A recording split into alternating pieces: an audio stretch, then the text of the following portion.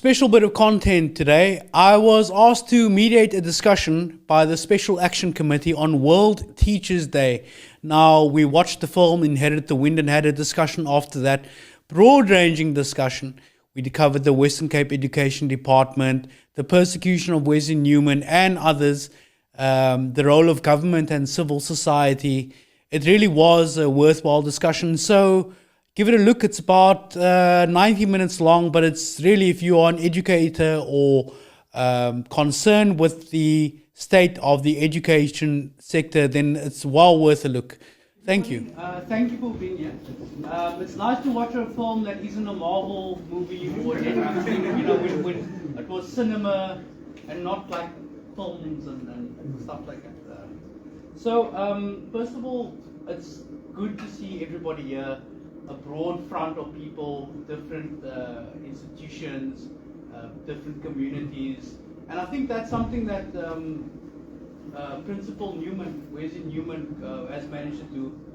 Politics is so divisive, but causes unite us, and what we can see is that the thread that runs through all of this injustice that we've seen in different schools is institutional authority. I just want to give a few thoughts because before I turn it over to you for some input. The film that we watched was about that institutional authority is not necessarily moral authority. And we see that in the case of the WCED, or rather the Western Cape Education Department.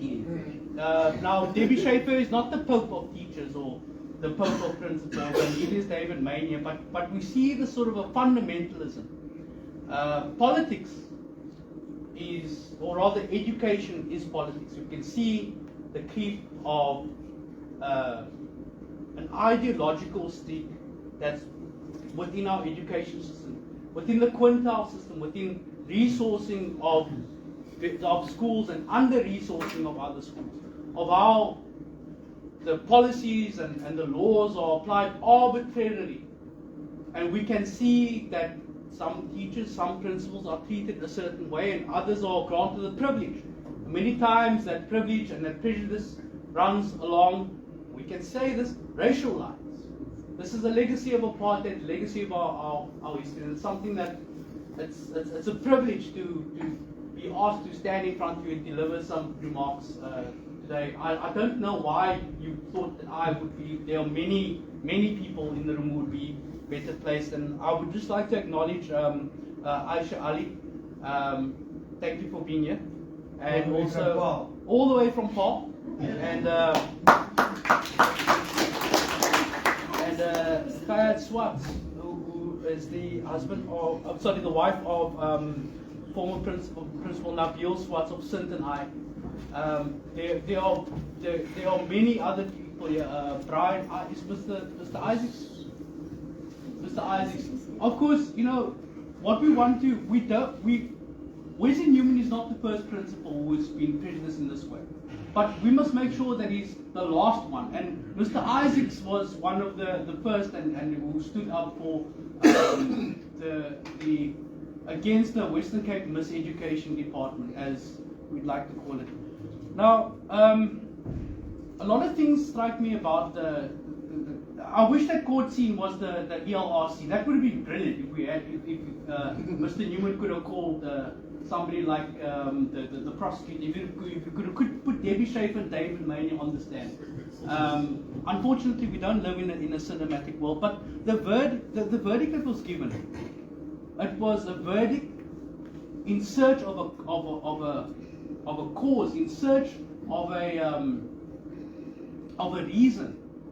The very essence of prejudice is what happened to Wesley Neumann. Witnesses were not called. There are many things that the Western Cape Miseducation Department has done to prejudice not one person, but to prejudice an entire cohort of people, the people who want education to be fair and just, because that's the only ladder on which the poor, our youth, can advance.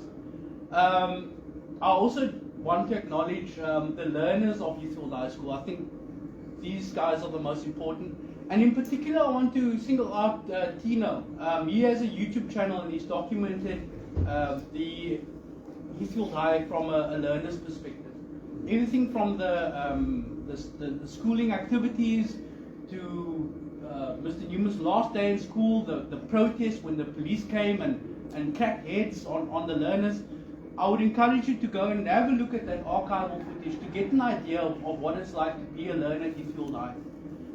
So, enough from me now. I want to turn it over to input from you, from the floor. And I want it to be generally an open-ended discussion. And we'll see where the conversation takes us. So, I think I'm going to single out some. Is there anybody who wants to give their thoughts on the film or how it relates to the Heathfield High School situation? Feel free to put your hands up, or I'm just going to I'm going to pick on Tino again. Thank you. You know what? Yes, the film was quite great, but a bit of confusing was there. But it's very relatable to the situation that's happening with us. Very relatable to us. Like, people rather choose the wrong side and the right side because it looks like an easy option. But like, as those people saw, like they were wrong to choose Darwin. They saw they lost, but they couldn't go back because it was too bad. It was too into the story. But then the mayor was like, you saved everyone from the story. I'm just saying, we need a person like the mayor just to sort everything out. What he's doing is wrong. And they know they lost, but they're still going on and on. I'm just saying, we need a mayor. Yeah, that's what I'm just saying. Thank you. Thanks, Tina. And it was better than the Avengers, right? Yeah, it's better. You guys, there was no edit, so it was alright. yeah, because you guys don't watch that sort of content. That stuff's not available. So what was it like for you to watch older movies? It was great. I mean, it was pure. There was no affection, no nothing, just pure movie. You know? It was great. We need more movies like that, though. Yeah.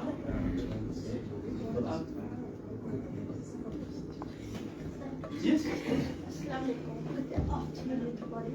I think what struck me from this film is the amount of civil and community support that the city got, you know, against the teacher.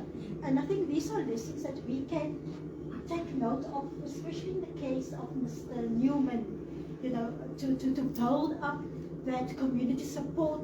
If you look at, you know, this mayor came in this reflective car into the town, and they have this woman, you know, we know our history that the women were the backbone of the struggles, you know, they were there, backbone and in front as well.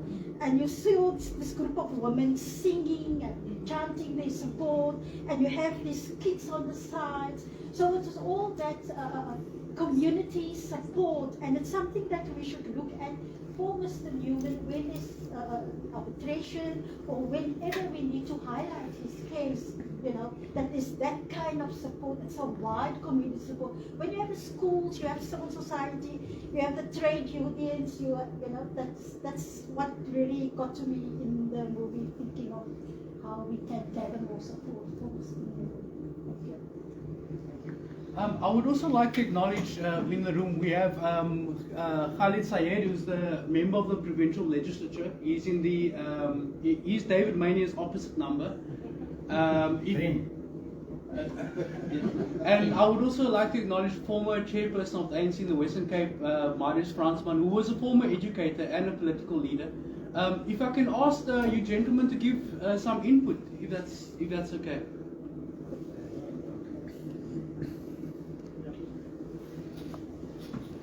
Thank you so much, Roscoe. Let me firstly thank you, Roscoe, because you've also been publicizing the matter through your media platform. I want to thank you because the mainstream media was a little bit late onto the issue, but it is there now. And I think, look, what's important for us to note is that issues such as this, the struggle facing Comrade Wesley Neumann, is not an isolated incident. It's representative, and I'm glad Mr. Isaacs is here as well.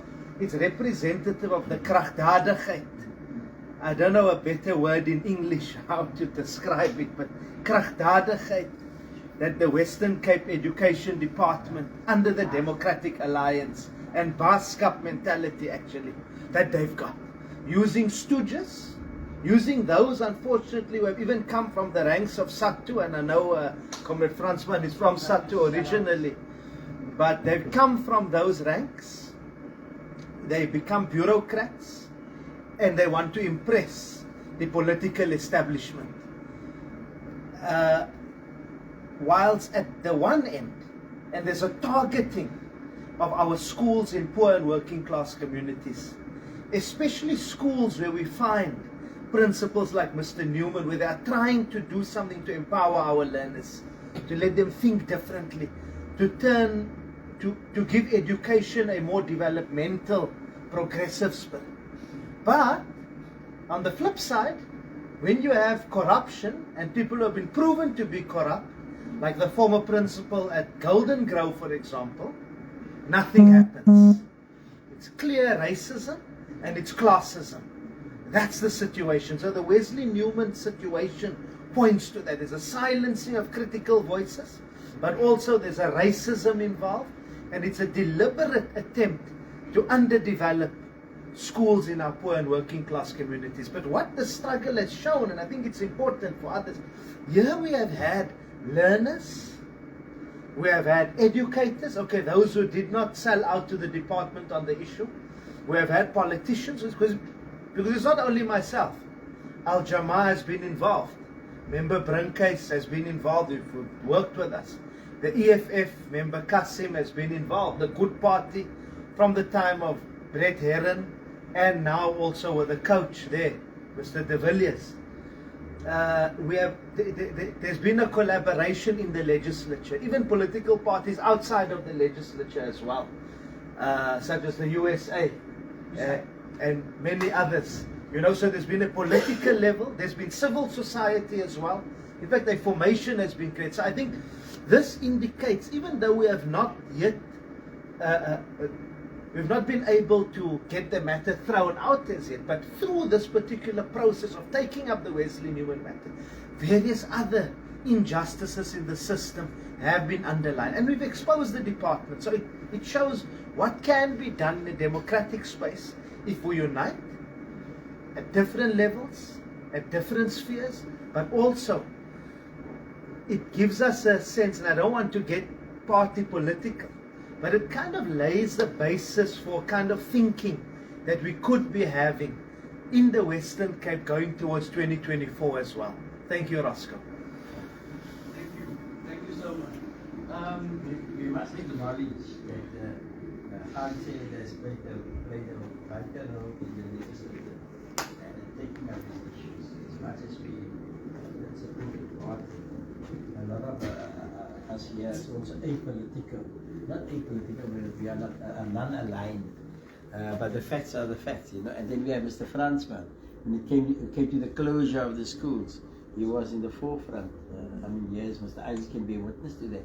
So we don't forget those things, and those are important things. Unfortunately, sometimes we must make use of these political parties, and now is the right time also, because now you will see them everywhere, because it's coming near to election.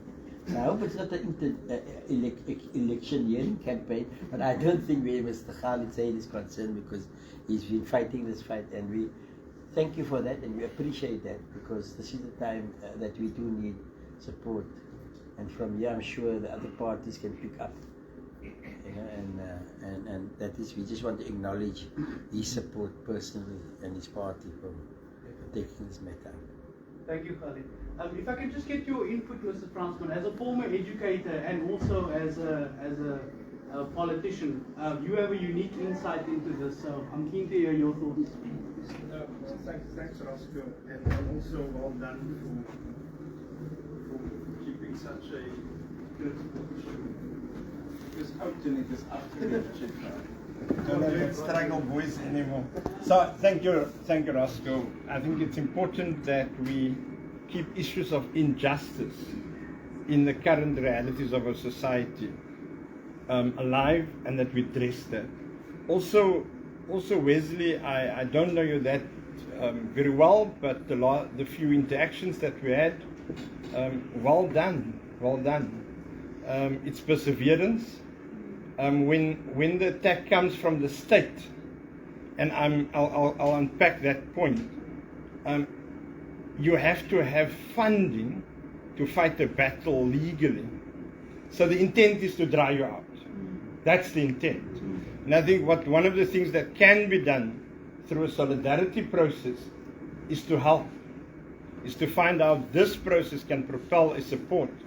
I've picked up the future leadership of this country here at the back, speaking about Khalid, speaking about SATU and all related matters, and I hope that they're still there. But I hope that SATU is fighting it hard out, and if not, then I think the call should be that the teachers union is doing that. But back to the film, and I came at the little bit at half and 70% through. But one of the colleagues earlier told me it's actually in the 1500s. It's early. I'm not so sure when, in which period of it happened. But if you look at that and the injustice, and if you look at the way the law was used, and the law was used today in this case of Wesley, I think there is similarities, and there's issues to be uncoded and unpacked. Mr. Khan, you raised the notion about the Save the School campaign. The Save the School, it was 29 or 28 schools, which the Democratic Alliance government wanted to close, 27. And we created a multi-pronged intervention to push them back. We've been successful in pushing them back. I think part of the lesson that time was looking at the national committee of the portfolio committee. So I think there is a concern. There's a concern that I've got that I don't see the National Assembly in this particular battle. So who's the chairperson of the portfolio committee on education in the National Parliament? Where's the Department of Education nationally in this particular issue? So I think we should be cautious not to make it only a DA provincial government issue. I think it's a state issue. And as the moment arrived, to expressly ask the National Department of Education and the chairperson, or I'm raising chairperson of portfolio committee because it's to understand the system of that committee and the power of that committee in the context of this issue.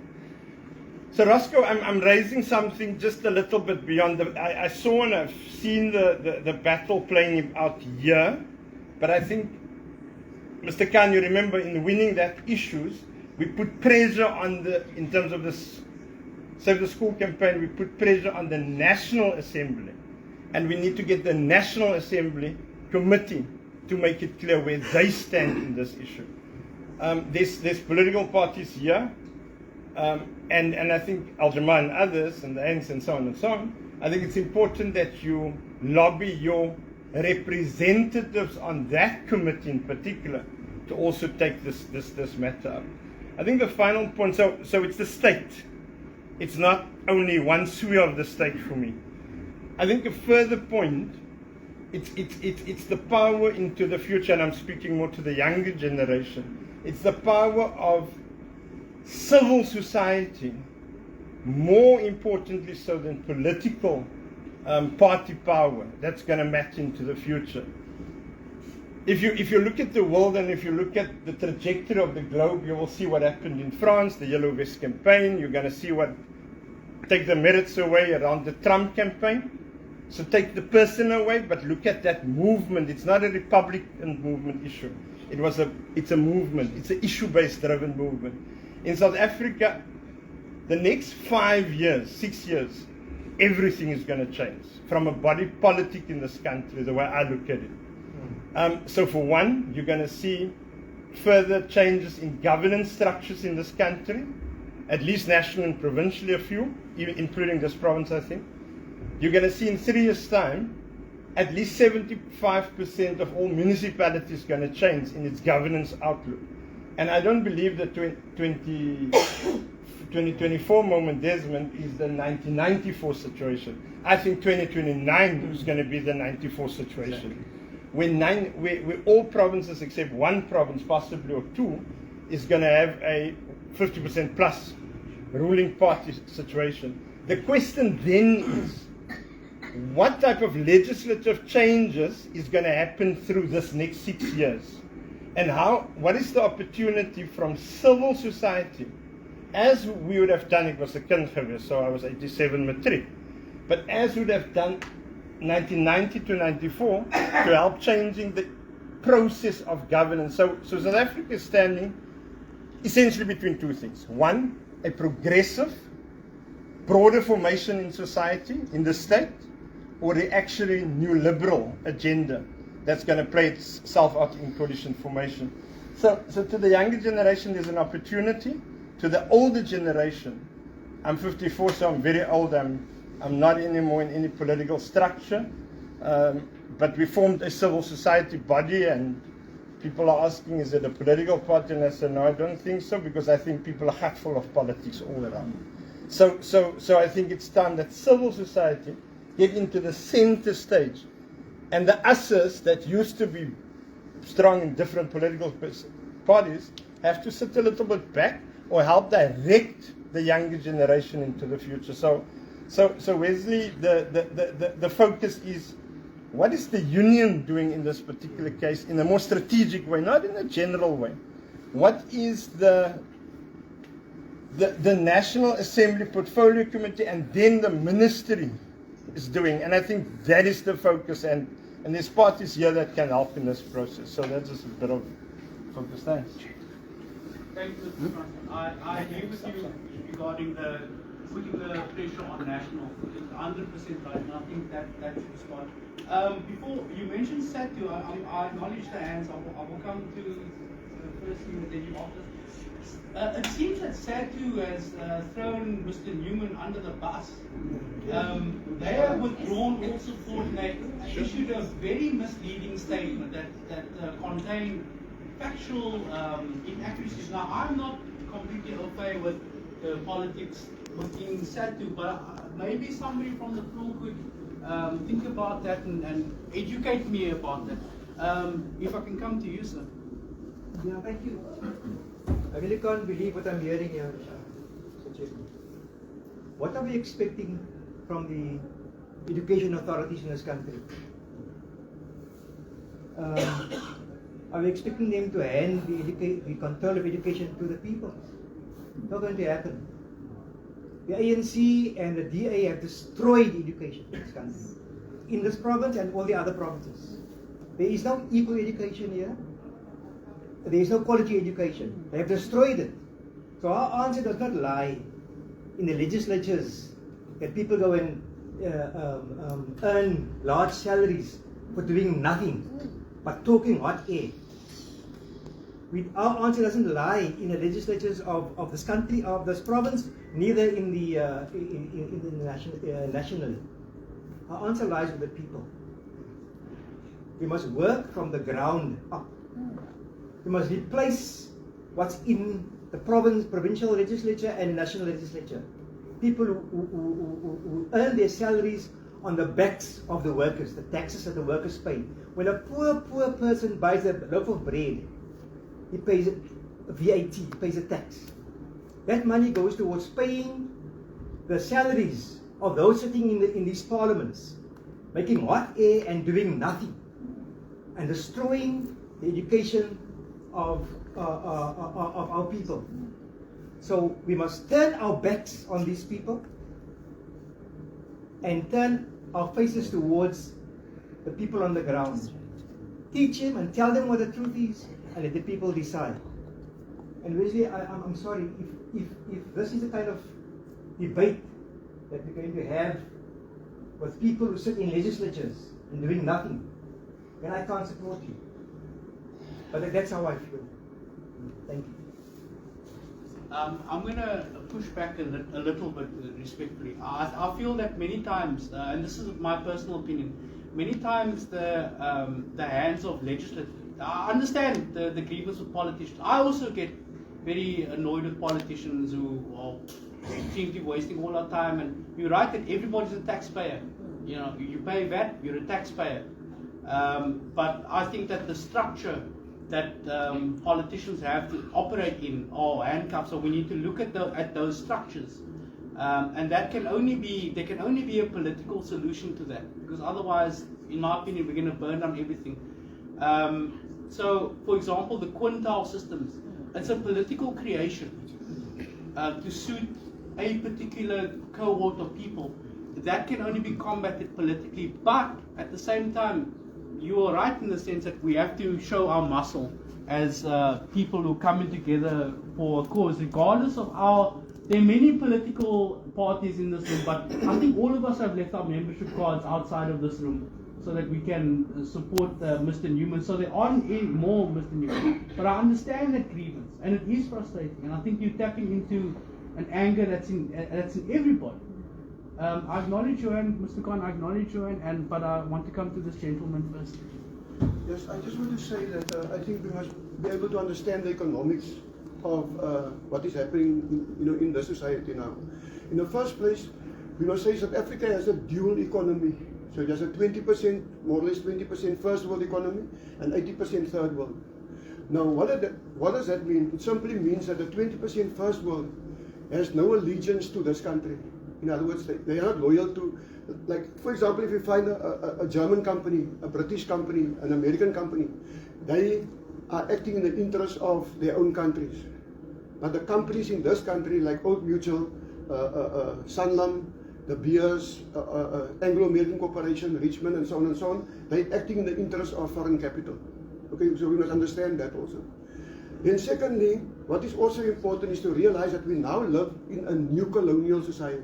Okay, the economy is now a new colonial economy. In simple language, new colonialism simply means that the economy, the politics, is a domain of the black elite, like in Africa, and the economy belongs to foreign capital. So more than 80% of the investments in this country is in foreign capital, consists of foreign capital, foreign investment.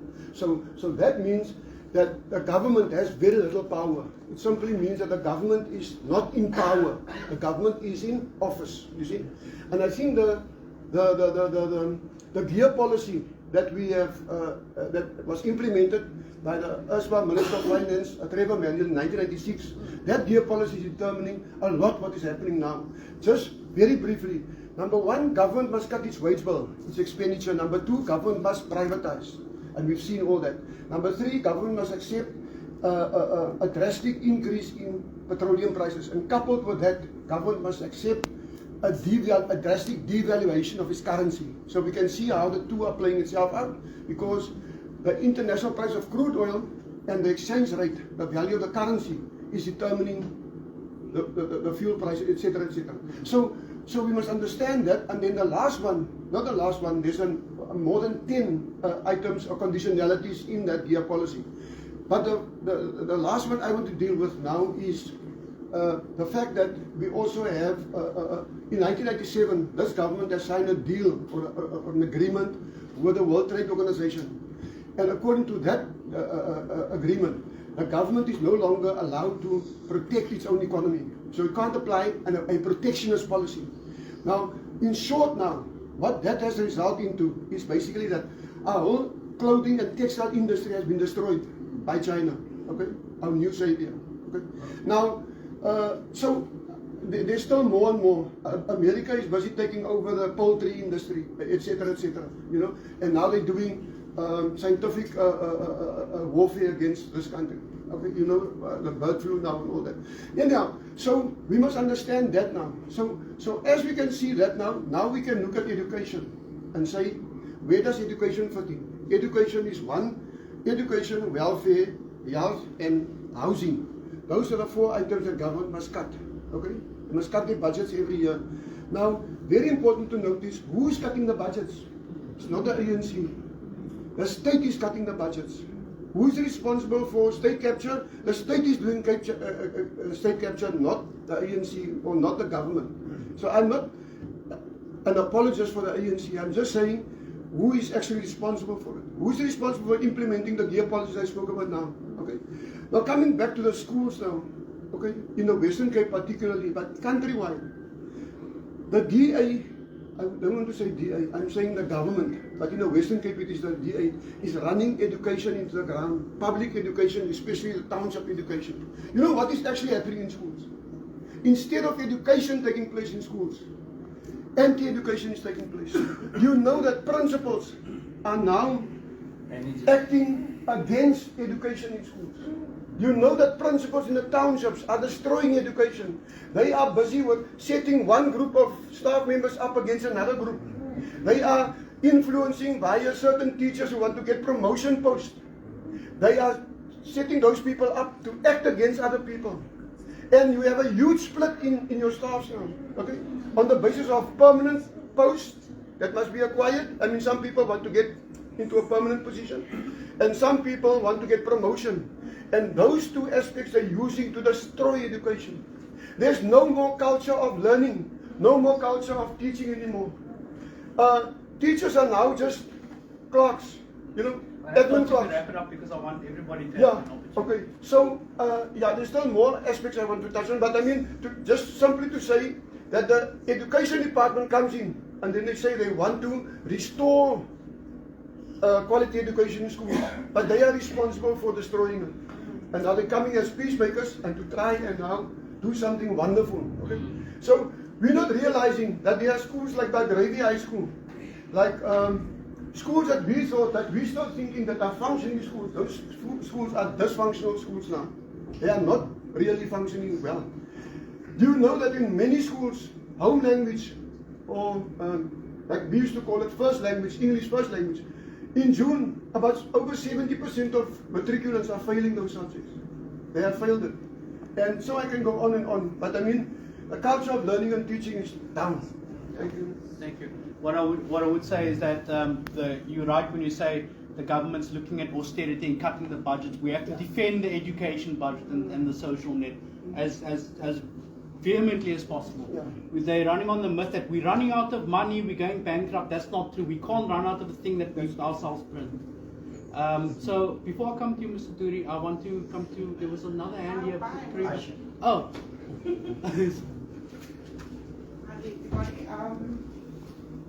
So I'm probably never going to get a job, but yeah, we're going to have to join Wesley Neumann in a queue.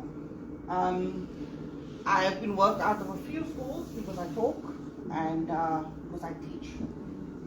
And if you look at the movie Idiocracy, right, which is also an old movie, people have lost the ability to think in that movie. And this is what is going to happen when I reach the age of 54. Our children are losing the ability to think because teachers are not teaching anymore. And in the Western Cape, it's harder to speak out, it's harder to voice your opinion. You are worked out of the school, you are victimized, you are vilified, or you are charged. And this is what the future looks like while we're sitting here talking, what is going to happen to these kids? What is going to happen to them? Take a term away from them. We saw what COVID did to them. Take a month away from them of learning, of not thinking. Children initially struggle in the beginning to think in my class. But eventually they come around and they actually start using those beautiful brains of theirs. And the department will tell you it's the parents. They will blame it on the parents are absent, blah, blah, blah, social issues. Those are lies. Our kids can think. They are street smart. Yes. And they have emotional intelligence. Yes. And they love doing these workshops with teachers. Our children lack emotional intelligence. Those children can read you better than, than a psychologist can. So while we sit here and we have these conversations, the time is ticking. We need to get teachers to start speaking out. We need to get teachers on board. And that's the hardest thing to do here in the Western Cape. Because the WCD is highly oppressive. And like Mr. Latergan said, they are anti-educational practices in all our schools, in most of our schools. Even the previous Model C schools, they are now destroying.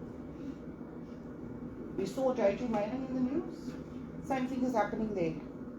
I went for interview there, in fact, and I turned it down because I saw what things was about, what was happening there. So this is happening in our schools. It's not only in the previous disadvantaged schools, this is happening in all our schools. There will only be, the elite will only have education. And only they will be allowed to be critical thinkers if we carry on like this. And if we allow this. Thank you. The Western Cape Education Department, we fourth in the country, matric results.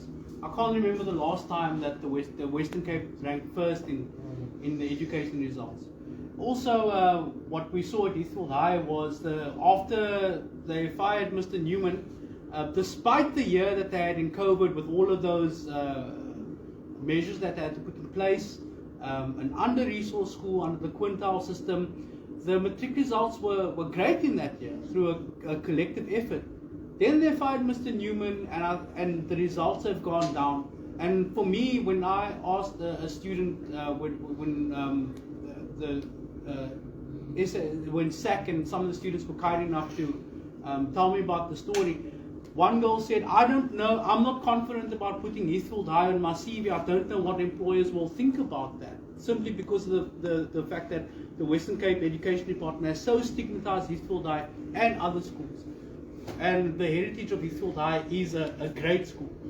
I want to ask another great principal of another great school, if he can give his input, Mr. Isaacs, are you willing to give an input? Yes. Excuse me. Firstly, I'm ever frustrated by the lack of change in education. It's a slow process, and we've gone through various stages in our history of South Africa. It's good to see the young people here. These are the future leaders. These are the people that are going to change society. I differ with a colleague here in front here who says that we should just work outside the establishment. I think that I've never voted in my life because I don't think it will bring about change. But that doesn't mean that I cannot engage with other people. I think it's important to be able to engage because we have an issue here, the reinstatement of the principle of Heathfield High, and that should join us together to appeal to people to stand together at the different schools. It's a slow process. I know since 1994 there's been a depoliticization of education in schools. Teachers don't talk about politics anymore. They don't believe that we've won our freedom. And but what is the freedom that we've won? A freedom where students don't have the proper resources in their school. We don't fight for the number of teachers, the ratio, the pupil-teacher ratio, 1:40, to bring it down if you want to 30, so that we can improve education. So I think it's a slow process. We're going to have to start working in the schools again. We're going to have to start giving teachers, convince teachers that in any country you cannot divorce politics from education or education from politics. It goes together. And so it is a slow process. I'm not disappointed that where we are today. I think we had a so-called transformation in 1994. Some people believed it, others didn't. And we see what's happening in the schools and in society in general. And I think that we must learn to work together, even if we disagree about working within Parliament or outside Parliament. I think it's important that we share our views and move forward. Thank you, Mr. Isaacs. If I could just ask you one question, Mr. Isaacs, do you see parallels between how you were dealt with by the WCED with how Wesley Neumann was dealt with? Because there's no doubt that the decision was taken that we're going to root out people who speak too much and people who fight for the just cause. So it was different. They created the playbook for Wesley that they of your experience, effectively. Right, are there any, oh sorry, Mr. Khan, I forgot to come to you, and then I'll see you, and who else? I see you, answer, and I see you, answer. Yes, I heard what Comrade Titus had said. But my slogan, people now always say, talk is cheap, money buys a whiskey. We had a case of Mr. Brian Isaacs. And I always say, we are all united. We don't walk alone. When Mr. Isaacs appeared and what the department did to him then, where was civil society really? How many people really backed him? And yes, I agree to Mr. Titus. They're never going to be our saviors, these political parties. They all have their own agendas. That we understand. But unfortunately, we also need to have a platform. And if we must make use, as Mr. Isaac says, of those platforms that we really don't believe in. And we know, when we look at the closures of school, yes, on the bandwagon was Mr. Fransman, he left also. And I don't like to speak in the absence of people, because he was that time ANC. But the same ANC closes schools all over the world, all over the South Africa. Right? But what I say is, if civil society was so united and we had so much support, then we don't need any political party to do the job. Unfortunately, we're in the position. And if the truth must be told, that the thing is there and it's in the media because it also lands up into the legislature and that. Unfortunately, we don't want to say he's our spokesman because he's not our spokesman. But the fact of the matter is he's doing some things to highlight the issues of Mr. Neumann. Otherwise, Mr. Neumann will be left hanged up to dry, like Mr. Isaacs. I hear it up till today. My wife will say, "You see, you were the cause. You should have stopped him." How much money, after how much thousands of rands, was Mr. Isaacs dismissed? And how many people really supported him? And unfortunately, at this stage of our life in this country, everybody's talking. You can go now on YouTube and you can go onto Facebook and see thousands of people. We couldn't even fill this venue here. I reached out my chat, over 2,500 people. Right? So we need to first get our house in order. Right? And we are so fragmented, and I always, maybe it sounds like a joke, but we are we people that's on the left, we are also fragmented. I always say, the left, there's nothing left of the left also. But the thing is, we need to get together, we need to get civil society to rise, how many teachers are here for that matter today, from different schools? So we can talk and we can say, and we can isolate this one and we must isolate that one. We can end up isolating everyone. Yes, and I will say, I do agree with Comrade Titus. Yes, they will sell us out at the end of the day. Satya has sold us out long time. In this case, it is they have shown the attitude towards this whole thing. So we don't trust them. Yes, but we're going to use them as far as we can. And we need to highlight this issue is an important issue, because this issue is not about Wesley Neumann. Where are the other teachers? The teachers will phone you and send me messages. This happened at this school, this happened at that school. I tell them, fight your own fights, because you are never to be seen to fight the fights of others. But you want, so it's always a personal thing when it comes to teachers. Only when they're in that fight, then they want us to help them. So we say we will back Mr. Neumann. We will back you till whatever it costs us. It's costing money to defend him, but unfortunately, it also, we're going to use some people to do, and as I would say, maybe our dirty work. Thank you, Mr. Khan. Sir, and then you said, and then it was, and then I would like to ask number one, number two, number three, and then if I can volunteer, Ms. Colleen Williams with number 4. Yeah. Oh, there you are. Sorry. Colleen Titus. Sorry, Colleen Titus. Not wrong, eh? That's a political party. Be careful. Yes, sir. Thank you. Thank you very much. I'd like to just say a word of thanks to the organizers and the working team, whoever they are. I think it was easy during the heady days of activism wear a sweater and to do all of the nice things. But I think we've become a very isolated society post 1994 and particularly the last 20 years or so. Not many people speak about the works of Dr. Martha Cabrera, who says that we are a multiple wounded society. And she identifies, she's of late in 2010, and she identifies 3 characteristics that marks a multiple wounded society. One is apathy, one is isolation, and one is aggression. And if one looks at the South African society as it is right now for the last 15 years or so, we are smack bang in that definition. And the reason why I want to highlight and celebrate today is because we've actually broken that one characteristic of apathy. This is not apathy. This is actually in the face of the last time we saw it was with Marikana, post 1994. Then Mr. Brian Isaacs, post 1994. Our comrade and our friend Mr. Neumann here, post 1994. So the workplace, our temples, our mosques are microcosms of the greater society. And if the greater society is about apathy and isolation and aggression, then we must celebrate this kind of forum. We have to. There was a time, I'm just going to quickly, there was a time when I was serving at the CCMA as an independent commissioner.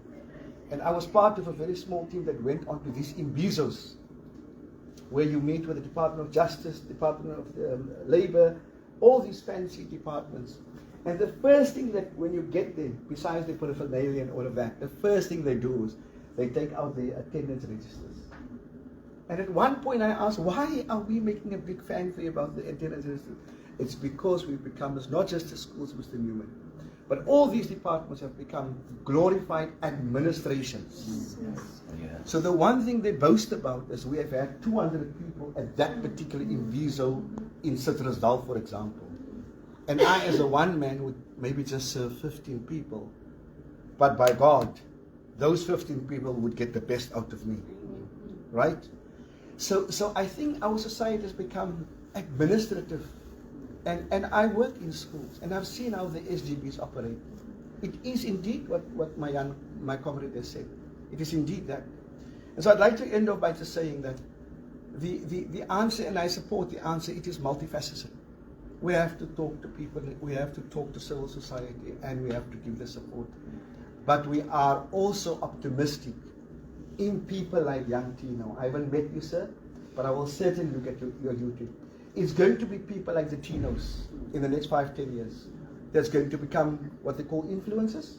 Yes. I'm using young words here. Become influencers. And on the other hand, it is going to be the formation of what we have in mind, Rafika and other organizations, the formation of a workers' forum. I think there, at least there are 2 optimistic avenues that's going to follow out of it. But I'd really like to thank you for bringing this opportunity together. Thank you so much. Thank you. And, yes. So thank you for the opportunity. Listening to a number of speakers, and certain aspects that I take out I can relate to, and I can agree with, and others I don't agree with. I'm speaking as a principal myself. I've just done a 6-month stint, seconded stint as a circuit manager. Didn't renew my contract. I've been friends with Wesley for some time. The reason why we came here was to support Wesley. My disappointment is the way the unions that were supposed to fight for us are not doing so. You've elaborated on that. I'm just very disappointed when to an extent, let me take the speaker there, I don't know the people by the name, where he speaks about, I am just as aggravated and angry that with politicians who are supposed to make things happen in legislature, why was it allowed to go this far? Why do they not stand up and take a stand? Or do as the EFF does then? The unorthodox way. Okay? So, at the end of the year, and not all principals are pariahs. Wesley was a principal. Brian Isaacs was a right? Yes. Where's it? Principal. We Principals try their utmost. Yes, they are little. Yeah, there might be other principals too. And I'm sorry that Anton left now and this lady left now and said, principals are doing this in schools and doing that and driving down. It might be a few. I had the privilege, and remember I'm saying the privilege of working with, in my portfolio as acting circuit manager, with 14 principals in Khayelitsha. And I went to work with staff, with the resources that they had. It's an insult to say that those teachers are trying their utmost to uplift the communities with the limited resources. In fact, I had a disagreement with the latest MEC. They've got this new thing going, you know, they've got something that they call there, that they go every second Friday, they call it the war room. I said to use the terminology war room in an education environment, first it doesn't rankles me. I said, then you tell me, because we were under tremendous pressure, principals at the schools, the previously disadvantaged, bullshit, we're still disadvantaged. That's a misnomer that we previously disadvantaged. That we've got to take kids and we give you extra classes and a few extra staff, and already oversubscribed schools are being pumped extra learners. And now ex-Model C schools are saying, no, this is the competency of the governing body enrollment, no ways. So now they've put up the stats and the figures, and I said to him, sir, then you expect the same outcome using, and I've got a problem with it, but using the matric exams as a barometer to determine the efficacy of school and education.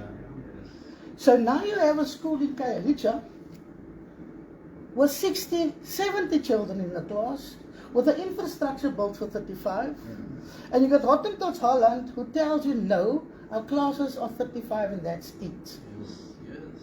But you expect the same results of a matric exam. That is why I say, with all respect to those people, that's two speakers, I have a problem with what they say, because it's insulting to the teachers that's working their asses off. The principals who want to make a difference, yes, you get your bad apples, like in all walks of society. When that gentleman says about the people in legislature, so end of the years, everybody jumps on the bandwagon for a sound bite, because certain principals didn't give the reports because they can't do this, you know that. But the school fees didn't come in. Because the people who can pay, whose kids are walking around with Nikes are saying, my school fees for the year for my children is 3,500 rand a year. A year. So you break that down. But we've appealed to the people that if there's not much you cannot accomplish without any money. Then you have people saying in Parliament, they've done for political gain. And the people that ride on the bandwagon, because the politicians have said, you don't have to pay school fees to suit their narrative. Okay? So we must be careful when we generalize, you know. Coming back to Wesley. Why isn't it, and I like the idea that one of them said this must be taken up at national level. I've seen, and yes, we've seen the letter that was sent to you, Wesley, about the prima facie evidence of corruption. There is, the latest appointments in this education department is dangerous. I don't want to speak further on it because I'm also weighing my options as to how to approach this, but it cannot be left, it must be arrested. Or are we on a slippery slide when it comes to nepotism, favoritism, and I can prove it. I can prove it. But I'm not scared to speak out. The previous MEC, a year was still waiting for me to apologize to her in writing. It never happened. It never materialized. But coming to Wesley, his dismissal, and it had nothing to do with breaking of anything. It was a personal thing of the basket. It was a person who put you in your place. And I always said this, and I said this to the SG also. There was 5 of us that went to see him the week prior to the notification. That lady, that woman is still, what's it called? I don't know, is tweeting from, yeah, from London saying, we had to put our foot down because you can't have a subordinate showing us the middle finger, and that in relation to the yeah, exactly. But be that may be, it was a vendetta, yeah. When we asked the SG, the current SG, so he said, well, I inherited this. Okay? Then the lack is that, let me not go further. I'm still in the employ of the education department. I will fight my battles. But I want to say, I think it's the good thing that I've learned here now, I've heard now, is that maybe, Wesley, that escalation should be taken to national, so that it can be addressed. Okay? We are against school fees. We are pro no fees. We come from that.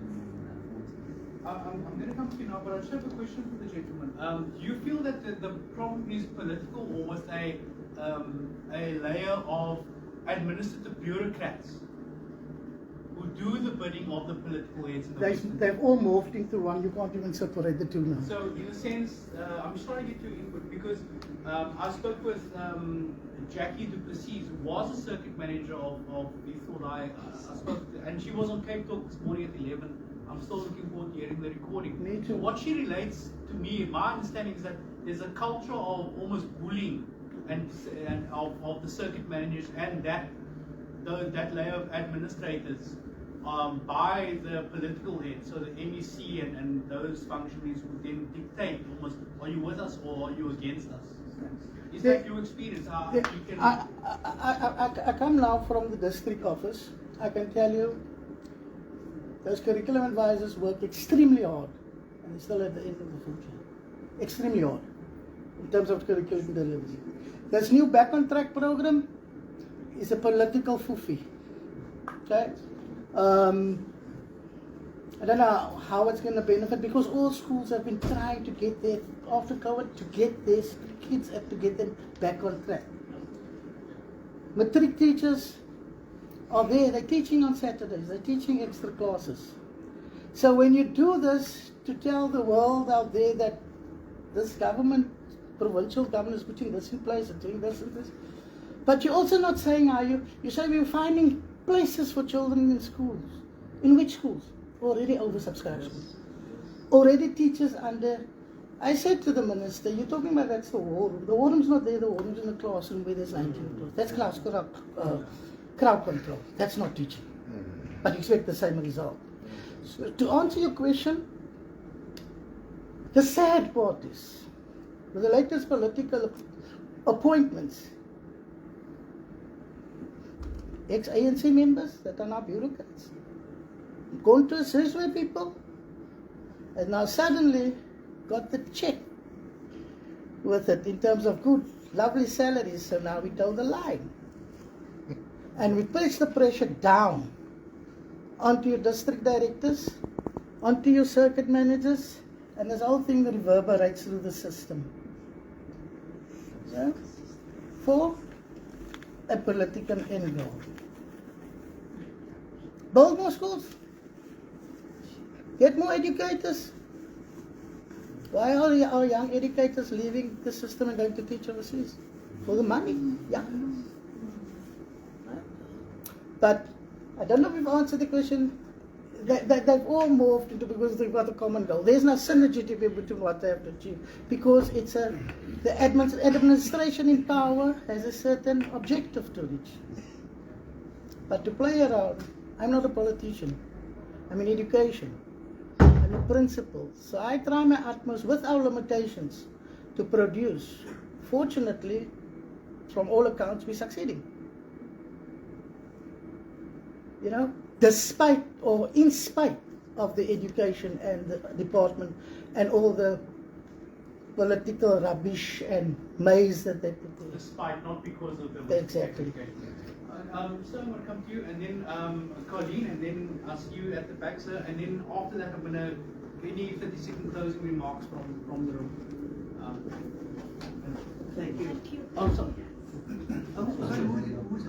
Go ahead. Oh no, ladies first. I pause you, but let's make it. Mr. Frans was left already, but I just wanted to comment on what he said with regard taking it to National Assembly. You know, not political scoring now, but it was raised, the issue of Wesley Neumann was raised several times by the Al-Jamaa leader in Parliament, Hanif Hendricks. Not just once or twice, you know, and on various platforms in national assemblies as well. And also, we even submitted a question to the minister on the matter for intervention, and it was bluntly said that, look, this is in the hands of the Western Cape Education Department. You know, in other words, the national government doesn't want to go into that.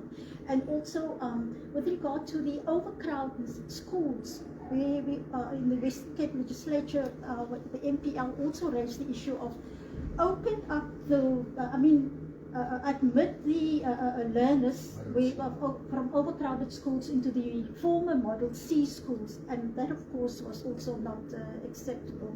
And that's also been raised quite a few times in press releases and in discussions taking place in this legislature and National Assembly. So I just wanted, I think there must be, to put pressure on the government, national government, if we really want to get through to that, there must be a collective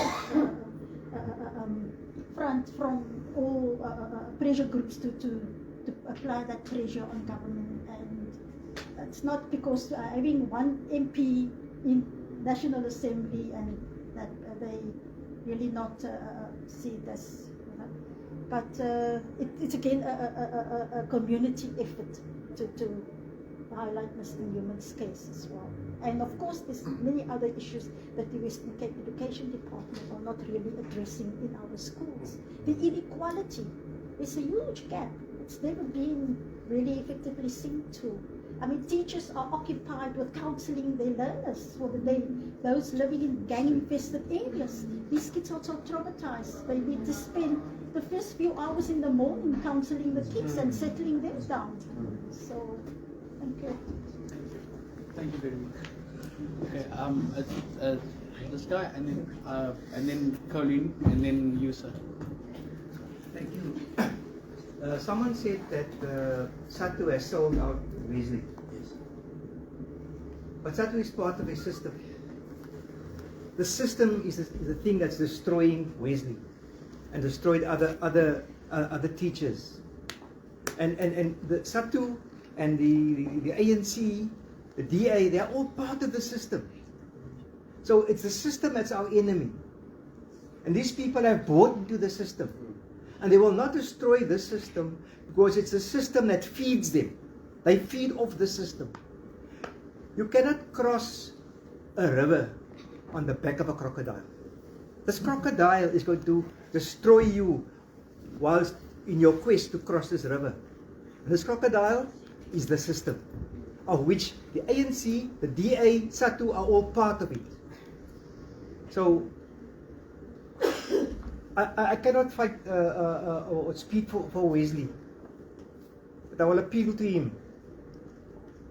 Your cause is a great cause, but you will fail if you try to cross it on the back of a crocodile. And the crocodile is the system. Remember, we are fighting a system, and these people who are sitting earning salaries in these parliaments, they are part of the system.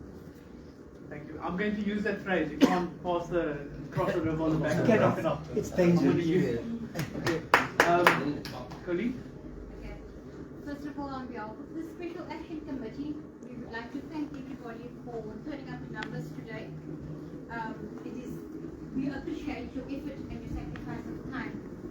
But more than anything, Mr. Wesley Neumann, we would like to thank you for your perseverance, for you having just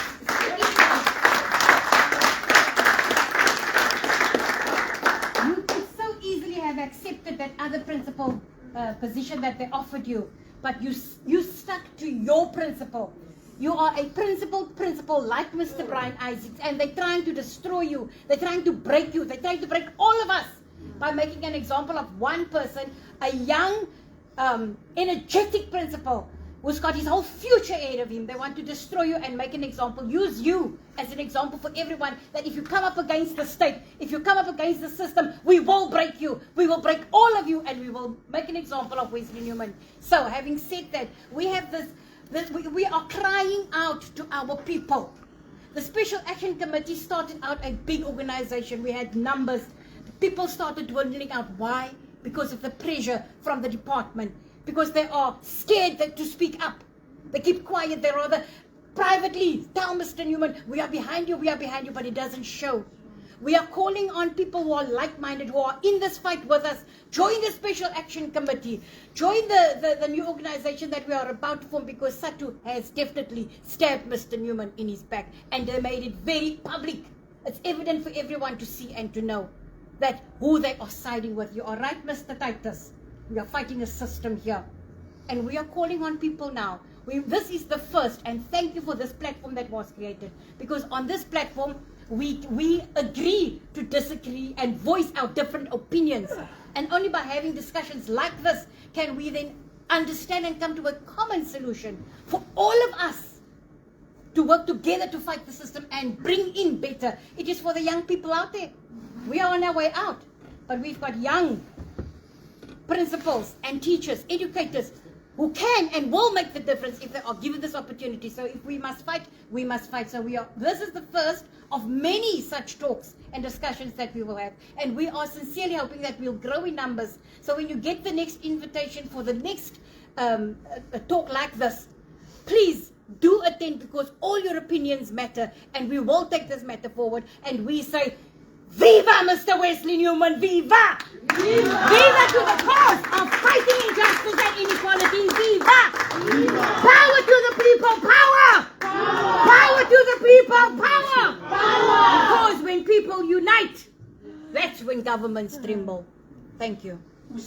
Thank you. Whoever said women hold up half the sky hasn't met Colin Williams yet. Women hold up 3/4 of the sky. Yes, sir. Sorry, I was listening. A lot of people said a lot of wrong things. I'm not going to go into it. So education, I think, I'm not an educator, I think it holds the political ideal. If the political ideal in the Western Cape is racist, it's going to reflect. If the political ideal is communism, it's going to be communism. If the political ideal is progressive, it's going to be progressive. That's what I think education is about. I don't think you can separate education from politics, number one. But I spoke to Wesley Neumann on the phone, but I wanted to say there's been a lot of errors in how this group has been conducting strategy, because I came to several things, but to me they seem like talk shops. So my suggestion was, we meet again like this, but we break down. We break down. So we create groups that deal with fundraising, groups that deal with campaign. I like the idea of videos, but I believe a campaign like this only works better than the word of mouth.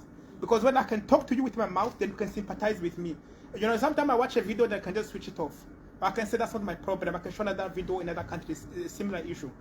So I do think campaign-wise, I feel the group has lost momentum. And I do think we will win. I think these numbers are enough, because in DRC, 15 million people were killed by a Leopold of Belgium. 15 million. So if you think Hitler was a killer, you don't know what I'm talking about. And that time, the people fought for independence of Congo were 50 people who had only high school certificate. So in a country of 45 million that time, there were only 50 people with a matric. Patrice Lumumba was one of them, he only had matric. And I do think for evil to prevail, it's for good men to do nothing. A British politician said it. So I do think this is enough. If we can strategize, you guys can review the strategy and the way forward, that just being a talk shop. Because goodwill is not going to win the case. And then what happens, we must think beyond. So if Mr. Neumann loses the Constitutional Court appeal, it can happen. You know, the law is a human activity. You know, there's no guarantee that he's going to win. What is the next forward? Is he writing a book? Will the campaigns continue? Because ultimately, it's not about winning through the courts or not. I don't think that is the objective, unless I'm wrong. So what is the way forward? What is the strategy? So What is needed with campaign needs to continue. Do we need people to go on the trains and talk? Because children need to be in schools. Because it was the kids who are doing it. Do we need a committee that raises money? So all those things are to think about. Because to me, I've came here and it's a talk show. People are frustrated, which is good psychologically. But actually, there has to be a plan of action to say, okay, 5 people, they're going to focus on funding. 5 people are going to focus on campaigning awareness. 5 people are going to focus on whatever else is needed. Because I don't think the fundraising is going to bring enough money. I really don't think. Because I can only give up to 500 per month, maximum. You know, I think we need to look someone who can go to big donors or who got access to them and say, we need this amount of money. We need to have an idea. Does he need 10 million? And then he needs to survive as well. He's got a family. I didn't know that he had kids. I saw his kids today. All right? So, yeah, because to me, I came to several of these, there's protests, but they actually have to be groups that specialize. Okay, so what is going to happen in legal cost? What's going to happen in raising more money? What's going to happen around creating awareness? Not just the videos, but people actually need to go to the trends and say, this is what is happening. And I don't think the numbers, people must worry about numbers, because if you look worldwide, and I studied history and I'm very good at history, worldwide people change things are not a lot. You know, they're never a lot. The messes come only when things are about to, when they see already things are very far. But people change things. I gave you like in the Belgium Congo. There was only 50 people, and only them in the whole country went to school. In a nation of 45 million people, imagine having only 50 people with a high school certificate. Nobody had a university degree. And that changed Belgium after they killed 15 million of their people. So if you think Hitler killed a lot of Jews, think again. So I'm thinking like, so what's the way forward? All right, so this is like a talk show. People got different ideas, different views. But the people who are here, I think we must think maybe today to, okay, I'm going to volunteer, let's say, to look for funding.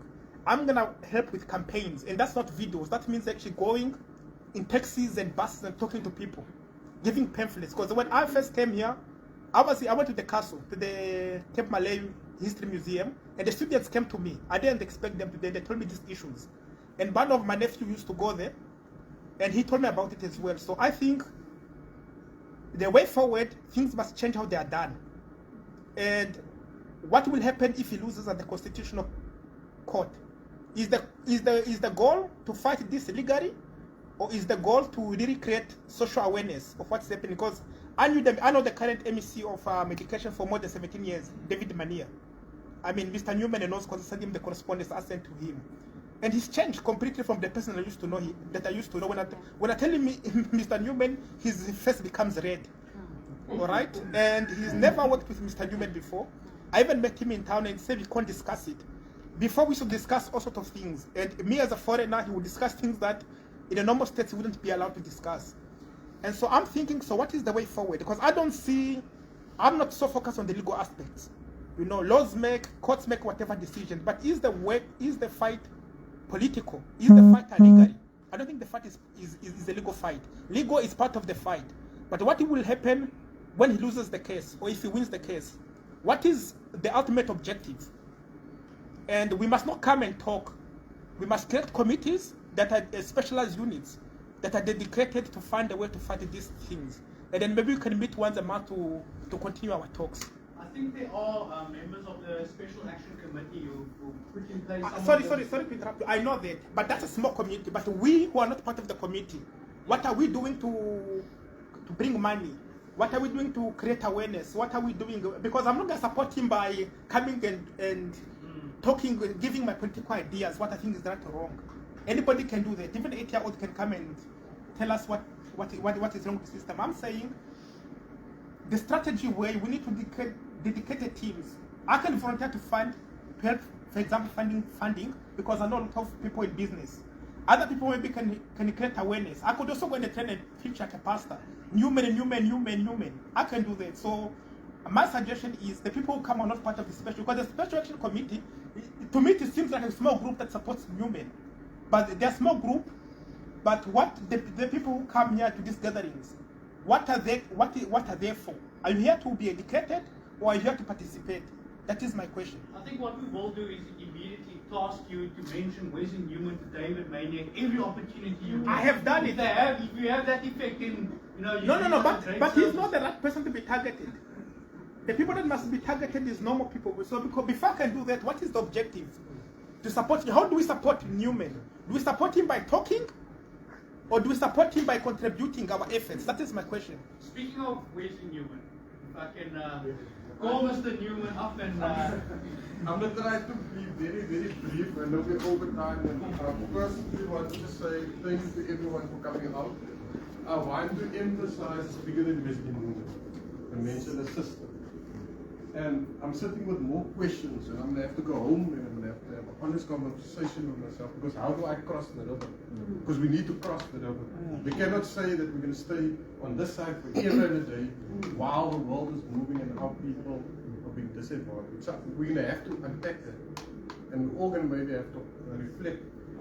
I don't like the statement of Fransman is gone now, but I'm going to challenge him because he says the state is attacking the people.